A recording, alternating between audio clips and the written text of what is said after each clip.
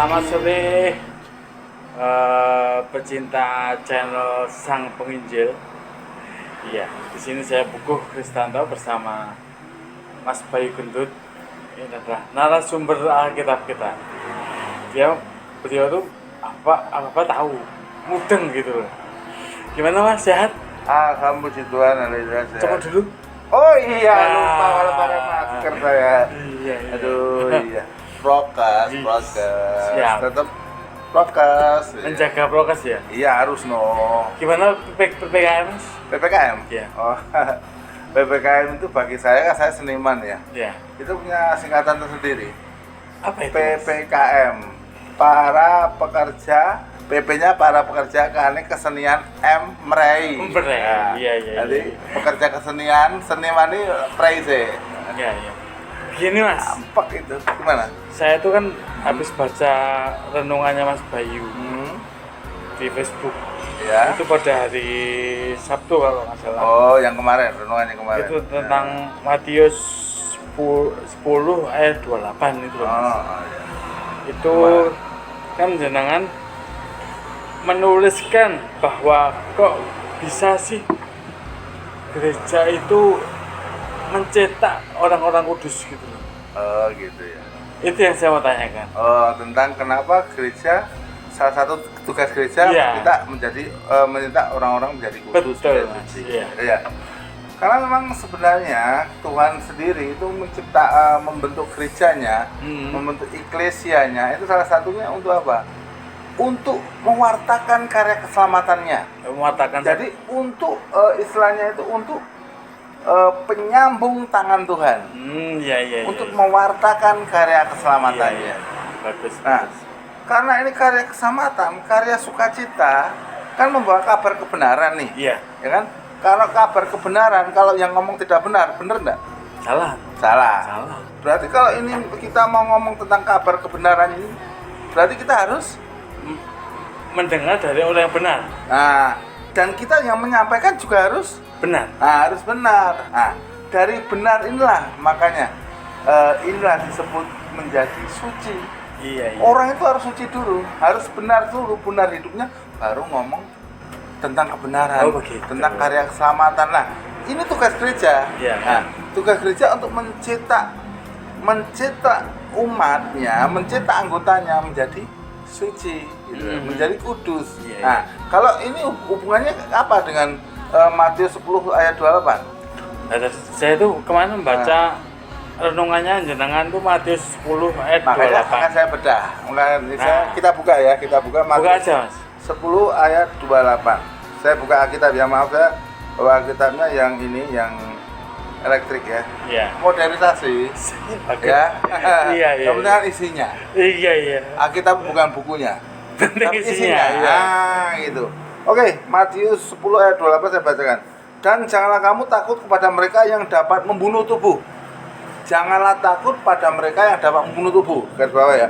Tetapi yang tidak berkuasa membunuh jiwa. Takutlah terutama kepada Dia Allah. Yang berkuasa membinasakan baik jiwa maupun tubuh di dalam neraka.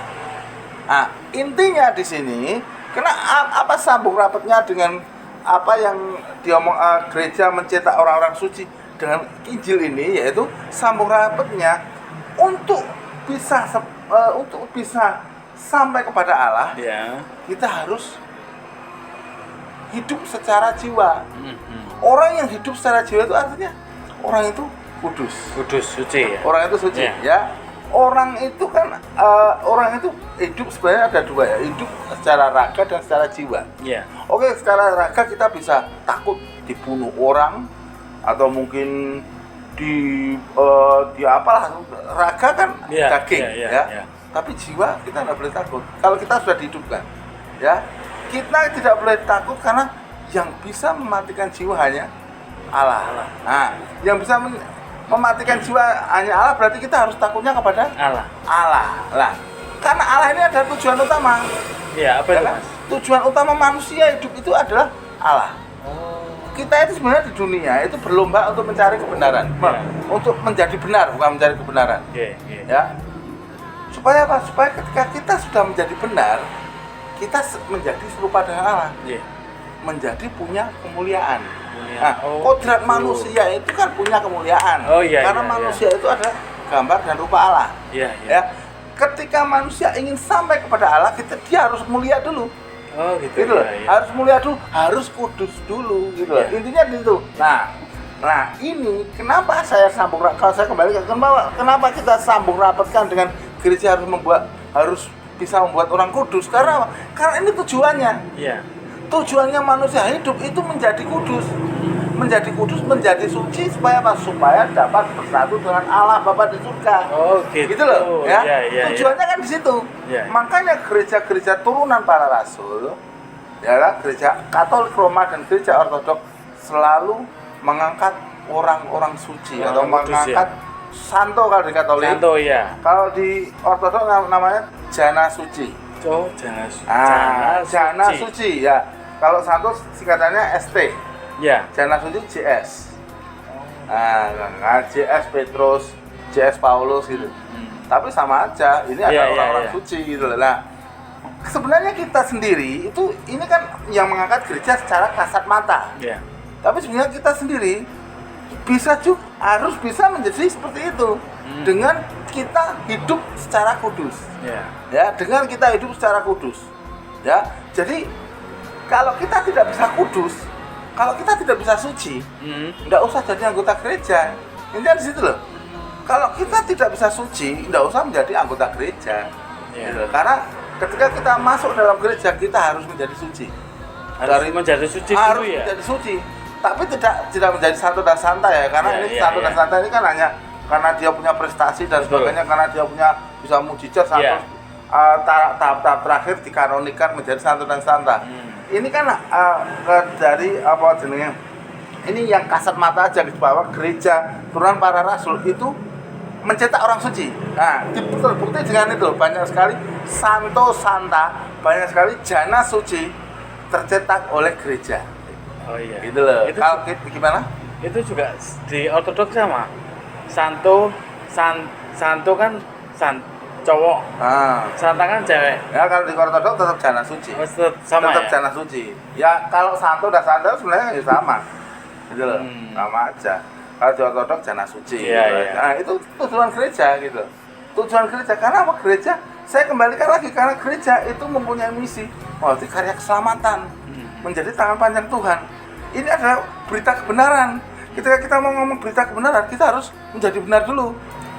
Iya. Bener lah? Bener, Nah, Bang? Nah, betul. bener. Nah. Berarti istilahnya itu gini, Mas.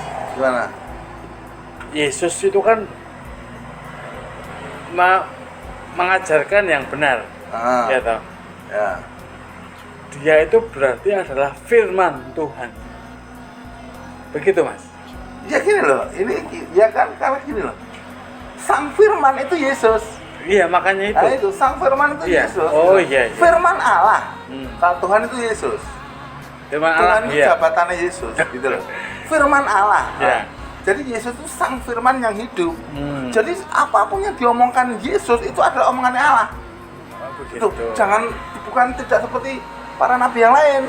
Kalau para nabi yang lain mau ngomong tentang Allah harus nunggu wangsit, bisikan dari Roh Kudus gitu. Kalau Tuhan Yesus enggak. Dia ngomong apa? Ini omongan Gusti Allah. Karena Yesus itu ada tercipta dari firman-Nya Allah. Firman-Nya Allah. Ya gitu loh. Makanya Yesus itu selalu benar. Iya. Begitu. Iya, apa yang diomongkan Yesus itu benar. Gitu. Iya. Ketika sekarang cara bodoh. Ketika Yesus berbicara tentang surga, kira-kira semuanya beneran? Kalau Yesus Berbicara tentang surga? Ya benar. Bener ya? Bener tak? Benar. Bener karena apa? Karena Yesus ini surga itu adalah tempat tinggalnya Yesus, Yesus, gitu iya. loh. Sebelum dia turun ke dunia, dia hidupnya juga di surga. Jadi ketika Tuhan Yesus ngomong masalah surga ini dan sebagainya, itu orang ngapusi, gitu loh. Kita sebagai iman Kristen harus mempercayai itu, gitu loh. Ini orang ngapusi karena Tuhan Yesus berasal dari surga. Iya, iya. Gitu loh, iya. berasal dari Allah Bapa yang hidup di surga. Iya. Gitu loh. Nah, Dong. jadi apapun yang diomongkan oleh Tuhan Yesus itu adalah kabar sukacita, kabar kebenaran. Gitu loh. Berarti kesimpulannya bahwa gereja itu mencetak orang-orang suci. Itu adalah mencetak orang-orang suci itu adalah mencetak orang-orang yang benar, gitu Mas. Nah, yang benar. Iya. Cara hidupnya benar. Hidayah. Ya sekarang gini loh. Jadi terus apa tiga langsung terus. Terus ya. Cara modern ini loh. Kita bisa mengaca pada diri Yesus. Yesus ini wongnya piye ta? Iya. Wongnya ki ora tau nesu. Ya, nesu pisan Pisan. baik Iya. Allah jingkut Betul. dodolan. Iya. Ditampar pipi kan kasih kan pipi kirimu. Iya. Ya toh? Iya. Dikepruki aku cuk ya ora dendam marang aku jene. Nah, Yesus iki lho sing kudu dicontoh. Ketika Yesus itu tindakannya tutur katanya benar, kita sebagai pengikut Yesus juga kudu Yesus kayak Yesus loh, harus tutur kata yang benar. Nah, jadi pancatan menjadi benar itu nunggu Yesus sebenarnya. Iya. Gitu loh. Oke Mas. Benar nggak? Dong saya. Nah, bener lah. Betul. Nah, gitu aja. Betul, berarti mencetak orang-orang suci itu memang benar Mas. Ya benar. Mencetak orang-orang yang kudus itu memang benar. Memang benar. Ya, Jadi, tahu saya. Kalau jadi kita itu kalau benar-benar hidup kita suci, benar suci, kita mati menjadi santo dan santa. Iya. Nah, tapi orang diangkat secara apa jenisnya, secara diupacara dan Iya, sebagainya iya. oleh gereja enggak, tapi kita boleh tercatat sebagai santo dan santa. Iya. Kita jana suci juga, kan? Iya. Oke. Mula kita itu sebagai orang-orang Kristen, kita tuh pancatan ini kono loh. Pancatan ini kono. Yang maaf ya, saya tuh orang duka. Saya tuh dulu itu saya peminum. Iya. Saya tidak ada hari tanpa minum. Ya, saya mulai meripati ngombe padu, ya kan? Tapi aku senang baca Alkitab. Nah, akhirnya apa? Akhirnya hal itu tergerus. Iya. Terus saya mau apa-apa dari wedi Mas Buko. Iya. Nggak arep bertindak apa wedi. Nah, seperti itu karena saya telah mengetahui kebenaran yang benar dari Injil. Oh iya, Mas. Begitu ya. Berarti renungan jenengan hari Sabtu kemarin tuh yang sampean bicarakan sekarang tuh ada kaitannya. Iya. Saya jadi tahu bagaimana menangkap dari renungan jenengan. Begitu para pemerhati kita semua, kita kan sudah diajarkan oleh Mas Bayu bagaimana gereja itu mencetak orang-orang suci. Itu berasal dari Yesus. Begitu kira-kira Mas. Betul Mas Buko. Oke lah, saya rasa cukup sekian. Terima kasih atas senangnya apa? Atensi. Oh iya, atensi ya, atensinya di channel Sang Penginjil ini. Jangan lupa subscribe dan tombol gambar lonceng. Teng. Oke, terima kasih. Berkah dalam, salam dalam.